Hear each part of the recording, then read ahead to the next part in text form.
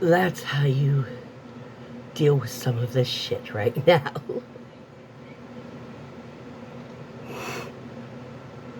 It's not going to fix the problems, but sometimes you just need your brain to stop thinking about it just for an hour or two. Just not in your thoughts, you know? Sometimes, just sometimes, you need to let Calgon take you away.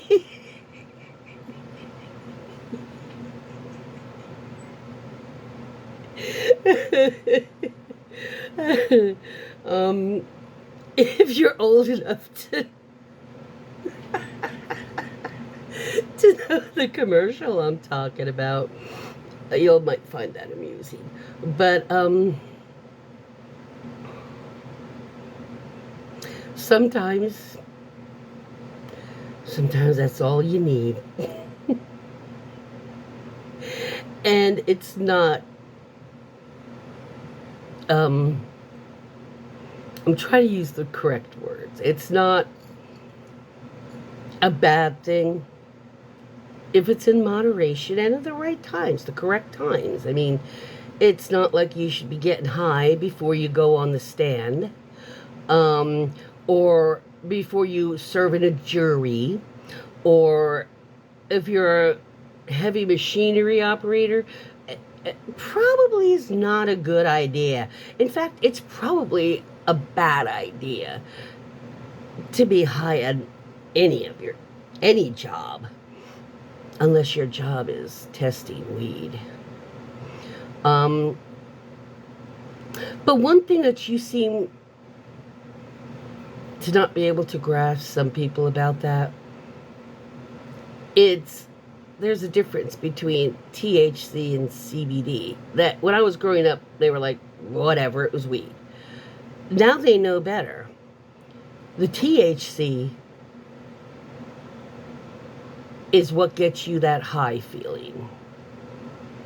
The CBD is what gives you that good feeling in your body, as in it blocks pain signals and things like that. So if you would smoke a joint with your friends and then you accidentally stub your toe, it doesn't feel near as bad as it would have. And that's why a lot of times they're like, oh, check that out. And you're like, oh, man, that's going to hurt tomorrow, or something like that. I'm going to lose that nail. And you just casually discuss it because, yeah, your pain is not quite as felt. And actually, that's what that is. This form is the cartridge, the vape. So just because somebody's vaping doesn't mean, A, that they're smoking cigarettes. B, it doesn't mean that they're getting high. Because even if it is not an e-cig, maybe even if it is a marijuana kind of a cannabis type of product, it could be a CBD where you just get a little, there's some THC in it, but they've gotten more of the CBD. They've strained that, and that's why it's an oil. And that is what helps hinder physical pain receptors, so you're not as much pain. And in fact, this is part of my chronic pain management. I used to take oxycodone, not OxyContin, but oxycodone. It's a derivative, but it's a Schedule 1 drug, and it's an opiate, and it caused over years digestional shit. I mean, you're either constipated or got diarrhea. It's like ridiculous. Opiates do fuck with your system if you're sensitive to that stuff. And after years, I asked. That was actually before it became recreational here in Jersey. It was when it was still just medical. And I asked him. I was like, dude, can we? What do you think? He was a relatively young guy. I mean, when I started with him, he was single. Now he's married with, I think, 3 kids, 2 or 1 on the way. Yeah. But I asked him, is there anything that's not as harsh, that's lesser than the oxycodone, but that I could use maybe in conjunction with CBD wax or CBD oil, as, you know, take the pills 3 times a day type of thing, but they're not very strong, and I substitute, you know, I supplement with a few hits now in between, you know. Because honestly, 2 or 3 hits is all I need, and it kicks in. It used to take the oxycodone. Now I'm on tramadol, which is a higher narcotic, but it's still way lower than oxycodone. And the derivatives are different. In combination with that, there have been times, like when they recently switched me over to from I went on to Social Security because I turned 62, and they changed me from Medicaid to Medicare, because I was on disability for the foot and the wrist. I couldn't do all the jobs that I typically did were very physical, as well as mental jobs. And when you're got physical shit fucked up, you can't do those professions that you used to do. You know, the waitressing, the working as the ice cream, creator, and working as a cook, or working at the prison. And these are all things that were physical and as well as mentally demanding. And he was thrilled that I even suggested that. I wasn't sure. I was like, I don't know how he's gonna feel. You know, some doctors still think, oh no, I'm not gonna just give you a legal marijuana reason. Trust me. And I still get people say, well, yeah, you can always. 99% of the time, I'm looking at it for pain relief. Like I was saying, when they changed me over, they would only give me my pain management prescription once a week. They wouldn't give it a month at a time. The insurance wouldn't pay. So I was like, oh fuck. And I asked my doctor, and he sent me back a message saying, see how much it is, because tramadol is a generic thing. It cannot be very expensive. And I asked how much would it be if I just paid for it under the insurance. How much would it be? $2.60 a month. A month. A fucking month. And you're putting me through this aggravation when somebody doesn't have a vehicle, and the pharmacies don't deliver anymore. Do you know how hard it is just once a month to find somebody just to drag me down there and get back, you know? Because, of course, America doesn't have a very adequate mass transportation type of thing. The buses, if you've got a fucked up, you still have to walk way over, you know. And the thing is, they won't renew the damn prescription till that day. Like, if I ran out, today's my last dose, only then can you call it in? And they won't fill it to that day. So it's like you have to, what if somebody isn't available that day? Which happened for like 3 days. I couldn't get anybody to get me there. Everybody was busy. And an Uber was like $23 there and back to pick up a fucking prescription. Dude, like, I can't be doing that every month. I just said I'm on Social Security. So I went and asked, and now I just pay the cost of the prescription myself every month. But I get a month at a time. Yes, if you took an extra couple hits, even the CBD stuff will give you a little buzz. Hello, Mr. Rappy Pants.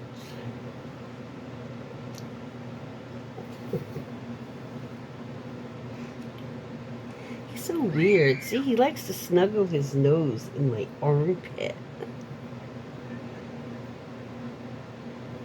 I think it's just because it's the same reason puppies and kittens will fall asleep with their face in your stinky shoes from all day. It's because it's got a very strong scent of their person, and it comforts them. Hey, Mr. Pants. I have to go. I will be back. I gave him his attention he wanted. He's such a sweet boy. He's 14. But anyway, yeah, so, and it's, in Jersey here, it's legal now all around, so, but, yeah. Some days, the pain is, and it never fully goes away, even with both of them. The pain is always there. The cramping and the spasms are always there. I mean, they're always lurking, It's not that they're my leg is in spasm all the time, but it's like I could just move it the wrong way and it'll go off. That's just because there's been a lot of damage to the foot. A lot. Not just in the initial injury, but, I mean, all but 4 bones were either broken, and the words they used were bone dust, pulverized, crushed, or fractured. All but 4 bones in the foot. All those tiny bones. Yeah. There were like 5 surgeries in the first 3 years. So they had to wind up taking all the screws and the pins out because my foot was pushing them out, like it or not. It doesn't like foreign stuff implanted in me. So, that's why the foot gets worse, will not get better, because we can't put those things in there to keep it from shifting over time. And because there was so much damage, it's not like they're good as new. Not with that many, And there was just so much damage to muscles and just nerves and everything. It was just, they couldn't even do the surgery till the next morning because the foot was so swollen. Because, when you have surgery, it always, whatever it is, swells a little. They couldn't do the surgery until they got the swelling down. So I laid in bed all night at the hospital trying to sleep with a fucking foot that was literally crushed.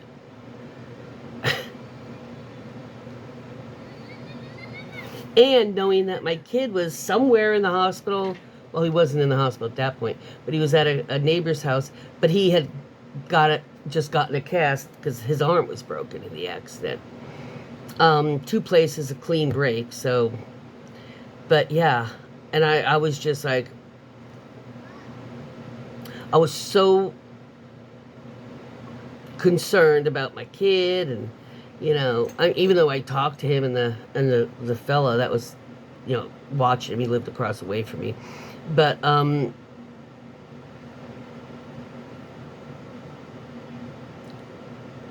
it was bad. It was a bad accident to the foot. I mean, it did a lot of damage, and that's why I use it. Now I'd probably use it for recreational, but it would be the cartridges that are more THC instead of CBD, the balance of it. So I very much, if anybody that has like chronic pain, or takes pain medication that gives you issues, if your doctor, and if your state, obviously, if they do, most states I think will allow at least medical marijuana. Thing is, though, if you do it for physical issues, you have to go to a pain specialist, and even if you're on a program, they won't pay. It's like, last I checked, it was $200 just to see them, so they can say, yeah, which is not fucking fair. That's not fair. Medical marijuana means you kind of need it. And if you want to solve the drug problem, all the pills and everything, maybe you should make it a little easier to get something that's more naturally derived, as opposed to making drugs, synthetically.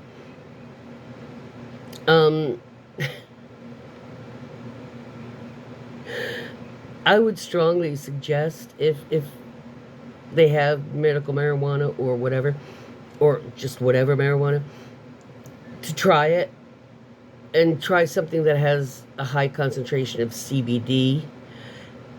Because if you just try like smoking a joint, yeah, you'll feel good for a while, but not as long as you'll get really high, And it's not the same thing. But going back to the beginning, yeah, sometimes just a hit so your brain can stop fucking thinking for a change. Of course, that might be dangerous for some people, because some people, it seems like they never think. It's like you want to turn their brain on, please.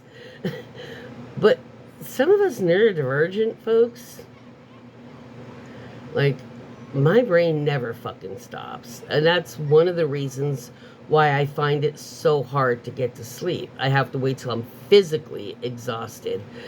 Because no matter how tired my brain is, it's still fucking is working on like 5 things at once, 7 things at once. And unless you have that issue, most people, when I tell them that, they go, "Oh, such problems. Oh, poor thing." No, I'm glad my brain wants to think. I'm glad it wants to figure things out, and it's inquisitive. That's wonderful. But you need to sleep too, brain. Shut up. Believe me, I've told it. Just stop that. And when you say, well, just stop thinking about it, it's like, for us neurodivergents, yeah, easier said than done. It's like saying, just stop breathing so fast. Slow your breathing down permanently. Just make it a slower heart rate. What? That's what you'd say if I said that to you, right? You'd be like, what? I get it. To say that to me, it's the same as me telling you, just stop thinking type of thing. Yeah.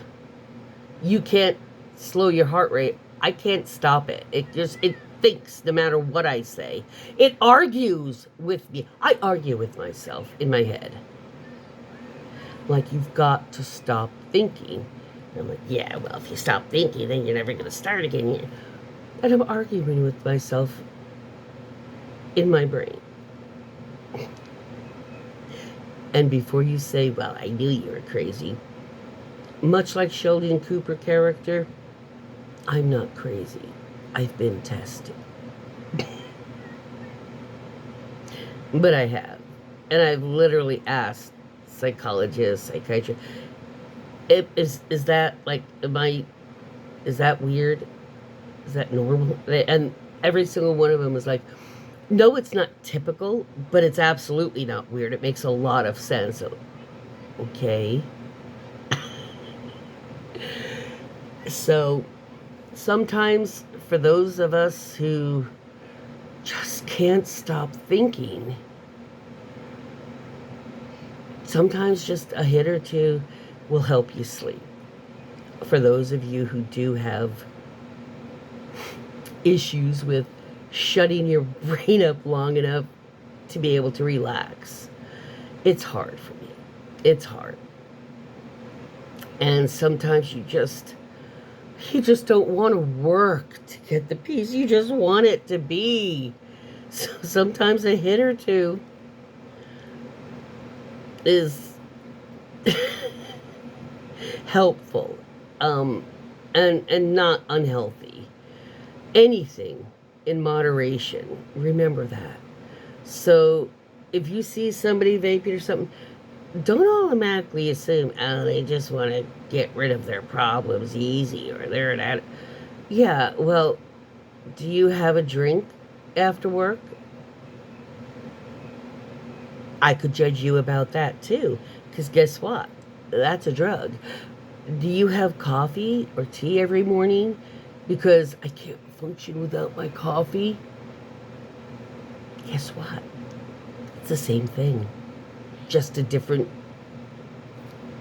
delivery method. It's still a drug. Caffeine's a drug. If you need caffeine to get yourself going in the morning, it's no different than needing some help just to chill the hell out, which is the alcohol most of you have in the evening. You need your coffee or your tea or your caffeine in your soda, but you need to chill out with your alcohol. Well, it's no different for those who smoke, not tobacco. It's no different. It's just a different method. Same reason. Same result. So stop being so judgmental about everybody. You might actually find that if you have physical pain and things like that, or you can't just shut down sometimes, you might find out that it actually, it is beneficial in moderation. Wow. Because I have a bottle of vodka that has this much in it, and it's over a year old now. Christmas time will be a year and a half. So, don't judge people if all they're doing is smoking some sort of a version of cannabis. Cannabis is not a gateway drug. And it isn't any different than taking fucking sleeping pills or a couple drinks or a cup of coffee to get going in the morning. It's not any different when used like that. So get off your high horses, get researched, get informed, and lo and behold, you might find something that makes your life more manageable. Stop being judgmental. And it was not the left who killed Charlie Kirk. It was a MAGA-loving, gun-toting Republican family that the guy came from. Just as a little, release the Epstein files.